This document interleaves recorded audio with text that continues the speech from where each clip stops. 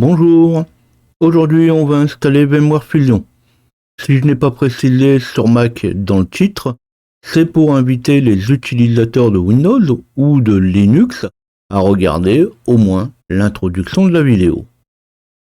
Alors oui, VMware Fusion, c'est pour macOS.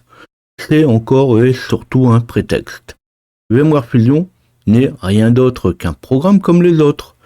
Ici, je présente ça sur Mac, c'est parce que j'en avais l'occasion, mais surtout, je reçois toujours des messages me disant que tel ou tel programme ne s'est pas installé, n'a pas démarré, bref, ça fonctionne pas.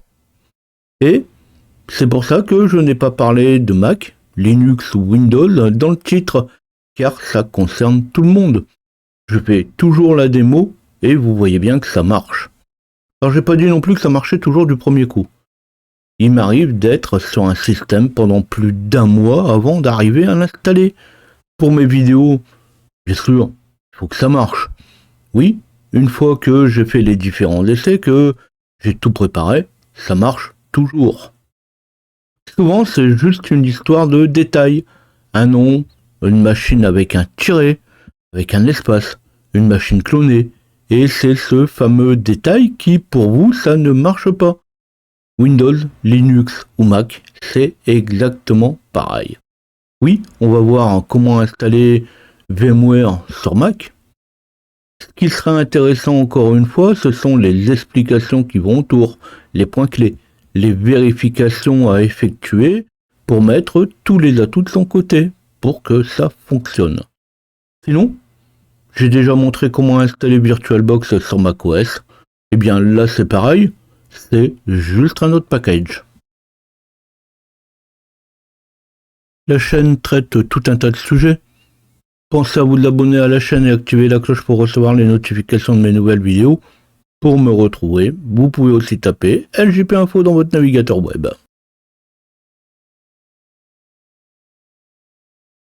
Aujourd'hui, je vais prendre un macOS Sonoma.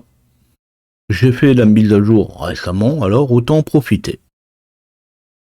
Et il vous faudra une connexion internet pour pouvoir récupérer le fichier, soit en PKG ou DMG, mais ça pourrait être très bien en zip ou app.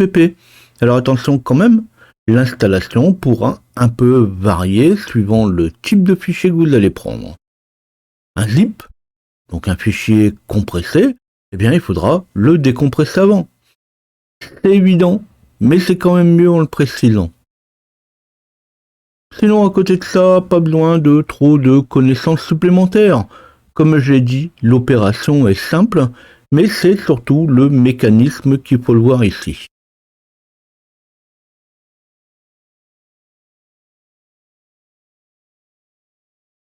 Peut-être que vous installez des programmes tous les jours.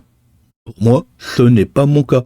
Je n'installe que les programmes essentiels, ceux que j'ai déjà essayés et que je connais. Pour résumer, on n'installe pas n'importe quoi sur une machine. Alors comme ça n'arrive pas tous les jours, je vais commencer par mettre à jour mon système si besoin. Les mises à jour, ce sont les derniers correctifs, les patchs. Ça peut être aussi des mises à jour de sécurité.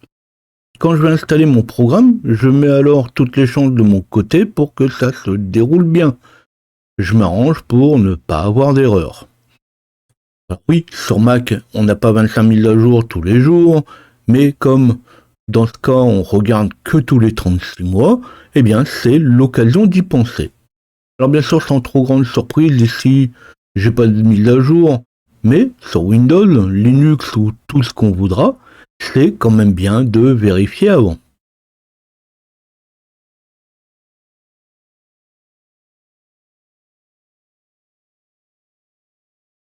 VMware Fusion existe en deux versions, la Pro et la version Player pour une utilisation personnelle. Alors il faut dire que la version Player est bien suffisante. Alors il suffit de se connecter sur le site de VMware. Au besoin, il faut créer un compte. Bon, la création d'un compte est totalement gratuite. Là, on va choisir la version personnelle de VMware Fusion. Alors bien sûr, il faut enregistrer le produit. Alors je vais pas montrer ça. Pour ma part, hein, j'ai un compte VMware depuis des lustres. C'est encore ma toute première adresse mail. Donc ça va faire plus de 20 ans. Ça dure et on ne m'a jamais embêté. Alors vous pouvez y aller. Dès lors que vous avez enregistré le produit, on va vous donner une clé de licence. Alors c'est vraiment histoire de dire, parce que c'est gratuit. Bon, c'est peut-être aussi pour leur stats. Alors pour ma part, j'ai déjà téléchargé le fichier. Je dirais même que pour la démo, j'ai désinstallé ma version pour la réinstaller, pour vous montrer la réinstallation. Alors ça a quand même son importance, parce que je ne vais pas avoir à valider l'éditeur, qui pour moi, c'est déjà fait. Le fichier à télécharger, c'est quand même 700 mégas. Alors ouais, c'est pas rien. Je vous fais grâce de quelques minutes de téléchargement. Et en plus, je pense que télécharger, tout le monde sait le faire.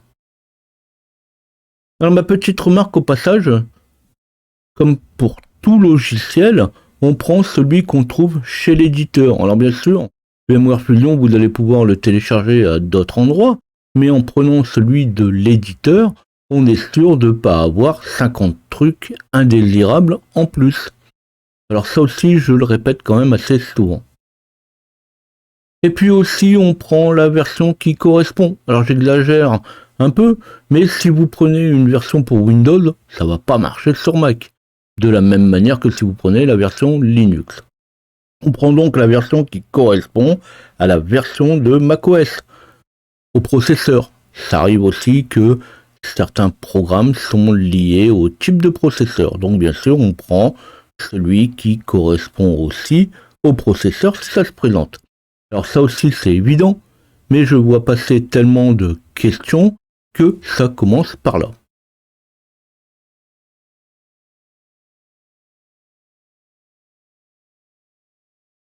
Maintenant, c'est quand même une affaire qui est rodée. Il est rare d'avoir des soucis d'installation. Si c'est le cas, on commence par retélécharger le fichier. On ne sait jamais, il y a pu avoir un souci en cours de route. Ensuite, on s'assure d'avoir pris le bon, au bon endroit. Pour les autres, il n'y a rien qui est garanti. Si vous avez récupéré le fichier autre part, on ne sait pas ce qu'il y a dedans. On clique sur le fichier récupéré et on suit les informations, soit depuis le navigateur, depuis Safari. Alors pour moi, je reste accroché à Chrome, ou depuis le dossier de téléchargement. Je trouve finalement mieux de fermer le navigateur avant, mais ça c'est une question d'organisation. Et là c'est parti. Et surtout, on lit tout ce qui est indiqué. On n'installe pas des nouveaux programmes tous les jours, alors 2 minutes de lecture, ce n'est pas mauvais. L'installeur, lui, par contre, est toujours le même. On sélectionne le produit, c'est marqué de faire un double-clic. Alors, on double-clique. Puis ouvrir. Alors bien sûr, c'est fiable, on peut y aller. On peut valider tous les produits de chez VMware, mais c'est valable aussi pour d'autres produits, d'autres distributeurs. Alors comme tous les programmes qu'on installe, vous devez fournir le mot de passe administrateur, ou le vôtre si vous êtes admin. Mais bien sûr, on ne peut pas installer un programme si on n'est pas administrateur. Puis entrer et on attend. Alors généralement ça va quand même assez vite, même avec les 2-3 étapes à remplir en cours de route. Alors pour moi c'est pas le cas. J'ai déjà validé, j'ai déjà autorisé VMware à installer des programmes. Si c'est le premier produit VMware que vous allez installer, on vous demandera probablement de l'autoriser. Si vous n'autorisez pas, tout de suite ça va moins bien se passer. De la même manière qu'on vous a demandé de valider la source, puisque ça vient quand même depuis Internet.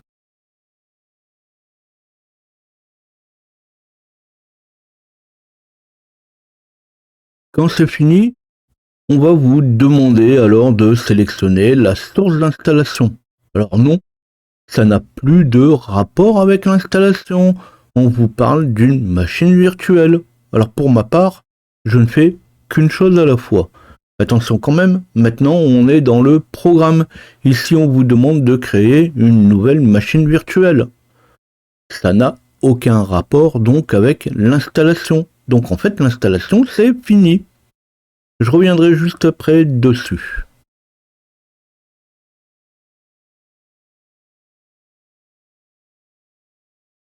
Comme j'en ai parlé, pour utiliser le player, il faut enregistrer le produit. Quand on va le lancer la première fois, il vous sera demandé d'entrer la clé de licence, celle qu'on a récupérée tout à l'heure. Alors bien sûr, on va la rentrer, et non, on ne va pas vous demander de payer quoi que ce soit d'autre. Et ici, pour moi, eh bien, il ne me l'a pas demandé. La licence est déjà enregistrée, sauf si je veux passer à une version pro. Mais là, c'est pas mon cas. Alors, il fallait quand même en parler, car vous allez vous dire, mais pourquoi je n'ai pas la même chose? Et c'est l'occasion de rebondir sur les différentes présentations. Effectivement, peut-être que tout n'est pas proposé de la même manière. Et alors, on n'a peut-être pas les mêmes thèmes, la même installation, ni même les mêmes programmes d'installer. Alors bien sûr, il ne faut pas se formaliser avec ça. Ça peut changer. Et alors, on lit, on suit, on installe, on rentre les informations qui sont demandées. Si vous avez un doute, vous laissez par défaut. Les programmes, et surtout ce type de programme, ne va pas tout casser. Alors bien sûr, tous les programmes ne sont pas pareils, mais on n'installe pas n'importe quoi, même que ça j'aurais déjà dit.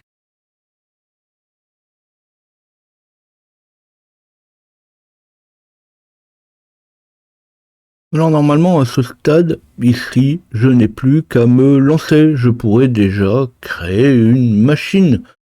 J'aurais déjà pu le faire avant. Alors d'abord, avant de me lancer dans l'utilisation de mon programme, la création d'une machine, d'abord je vais terminer mon installation et je vais éjecter le paquet qu'on a monté pour l'installation. Normalement, on n'en a plus besoin. Alors ici, on voit que l'éjection, la suppression se fait tout seul. Ce n'est pas le cas pour certains programmes qui se lancent directement depuis l'image. Et là, dès que vous supprimez le fichier qui est dans Download, vous perdez l'application. C'est pour dire de tout vérifier avant de se lancer dans les manips, où il faudra tout recommencer plus tard. Là non, mais ça arrive de temps en temps. Et on peut aussi lancer le programme et éjecter le fichier qui est monté. Vous lancez le programme, vous le gardez ouvert d'un côté, vous éjectez le fichier monté. Et là, on aura tout de suite la réponse. Si le fichier est utilisé par l'application ou non. S'il est utilisé, vous aurez un message qui vous interdit de démonter l'image. Alors oui, je le dis parce que ça arrive. Et si on est sûr du coup, eh bien on met tout simplement le fichier à la poubelle. On va attendre un peu. Et dans 2 jours, on videra la corbeille. Alors seulement à ce moment-là, on pourra dire que l'installation est terminée.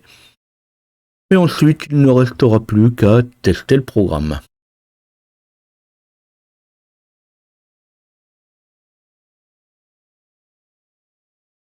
Comme pour tout programme, il faut bien vérifier si tout fonctionne comme il faut.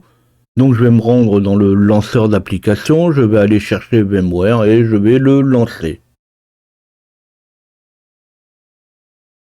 Quand il va être démarré, je vais me rendre dans Plus, puis Nouveau. Puis je vais choisir Créer une machine virtuelle personnelle. Alors je vais pas faire le tour de tout. Pour ça, vous avez mes vidéos sur la virtualisation. La virtualisation, c'est exactement la même chose, qu'on soit sur Windows ou sur Linux. Une machine se compose de la même manière avec de la RAM, du CPU, un disque.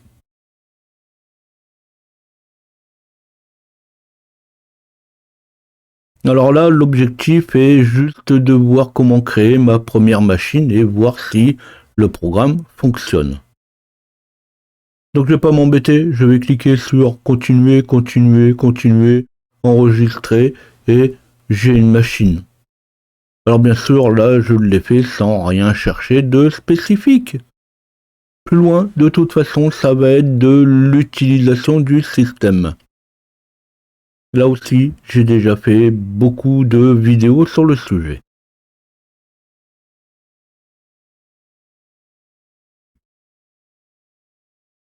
Tout à l'heure, j'ai parlé des différences entre ma présentation et ce que vous pourriez avoir.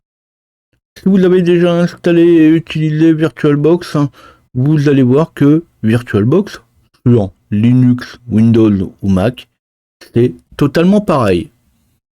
Ici, on a une petite différence dans les présentations. Ça ne change rien au fonctionnement, ni même à la création d'une machine. Je l'ai déjà dit, le développeur d'application ne redéveloppe pas tout juste parce que le système a changé. C'est comme le reste. Il faut souvent faire preuve un petit peu de souplesse. Se dire que c'est différent, c'est normal, mais il faut juste faire le rapport entre les différents points communs.